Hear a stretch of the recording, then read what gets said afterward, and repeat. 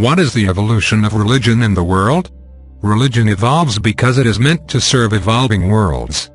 Evolution is a process of change. It is a process of renewal and rejuvenation, and also a process of adaptation and application. In order for religion to be meaningful in any world, it must serve that world through its various stages of development. Religion itself goes through stages of development. It has phases of growth and phases of decay. However, it is the possibility for regeneration if it can adapt itself to new circumstances and to greater ideas. In this, each religion must be flexible. The theologies and philosophies upon which each religion is built must be adaptable and responsive to a growing panorama of life and to a changing set of circumstances that represent the evolution of a race.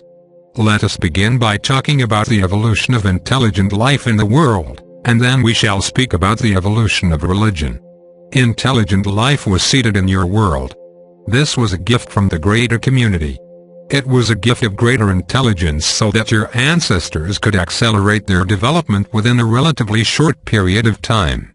This gave birth to the modern human race as you know it now. Intelligence was seated in a few places and then dispersed throughout the world. Most of human history in the world has been one of tribal existence, where very small groups of people lived in isolation with minimal contact between cultures. This system was able to work for a long time.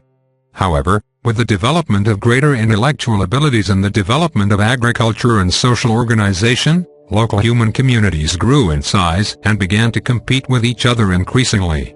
This follows a natural pattern. From this pattern, one can see what happens in all worlds where greater intelligence has either migrated or has been introduced into the native species.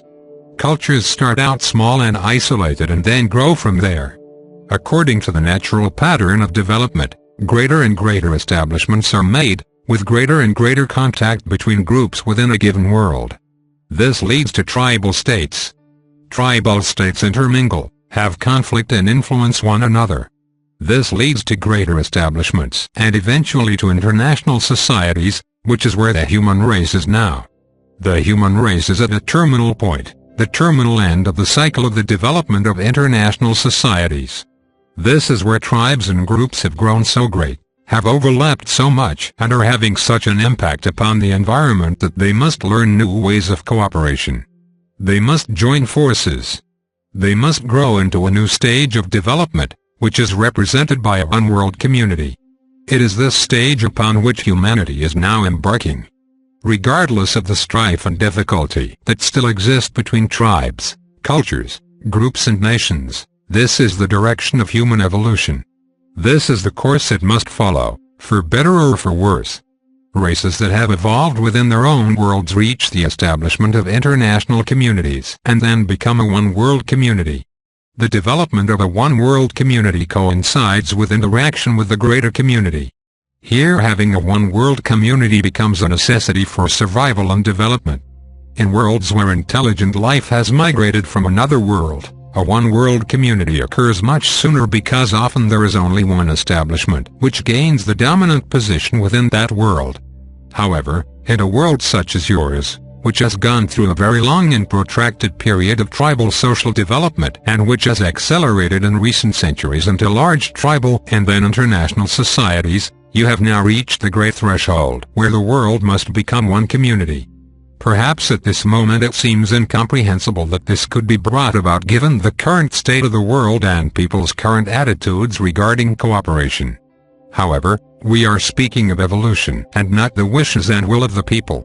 For even greater than the wishes and the will of the people in any world are their destiny and their relationship with life on a larger scale both within physical reality and within spiritual reality.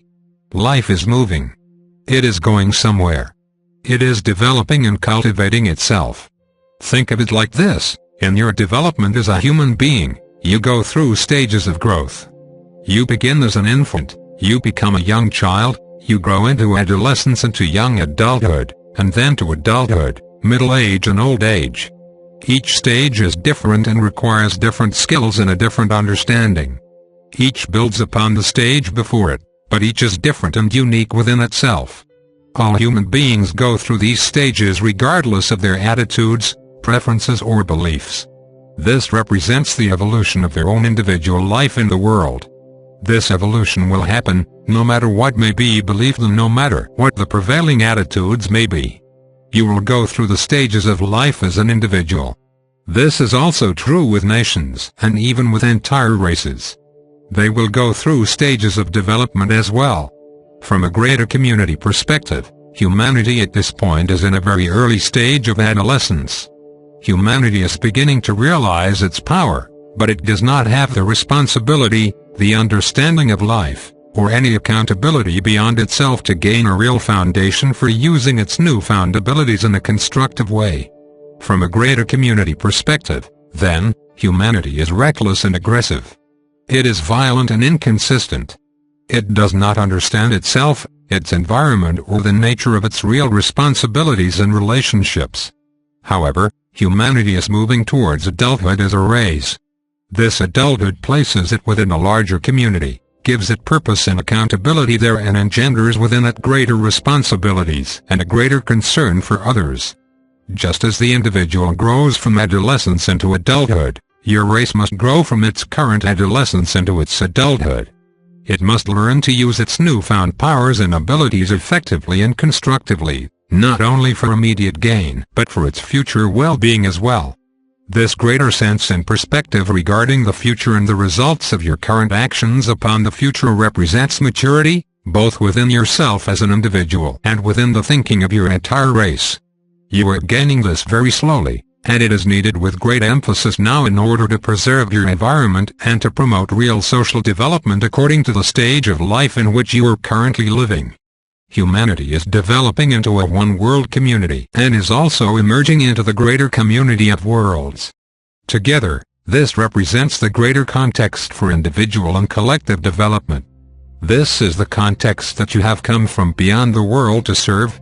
Religion plays a fundamental role here, but it too must evolve. The religion of a millennium ago cannot be effective in the modern world without changing and adapting.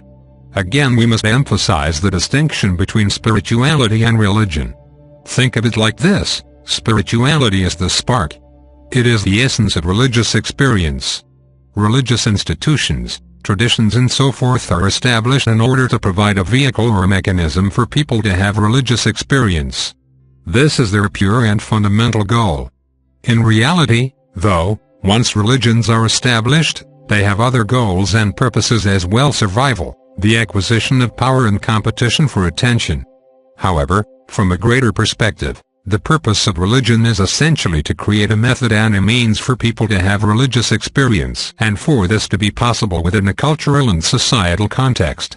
The Creator is bringing essence into the world continuously, but as soon as it emerges, it slowly hardens and calcifies into form. However, the essence is being introduced constantly. Think of it like this: it is like bringing fresh water into a frozen environment. As soon as the water merges with the environment, it begins to freeze and become immobile. The more that form is associated with religion, the more religion will be bound by form, and the more inflexible it will be. That is why in the greater community religion must minimize form and all of its pageantry so that the essence may be constantly emphasized. This provides the greatest possibility for religious experience to be rendered, both to the participants in that tradition and to their world at large. Essence is being sent into your world now to an even greater degree because of the stage of evolution that you are in.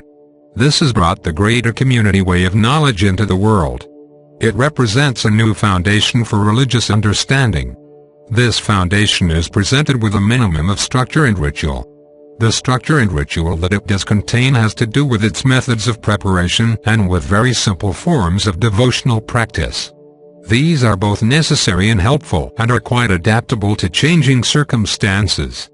The preparation in the greater community way of knowledge can be practiced anywhere under any circumstances, and it will be as relevant 300 years from now as it is today.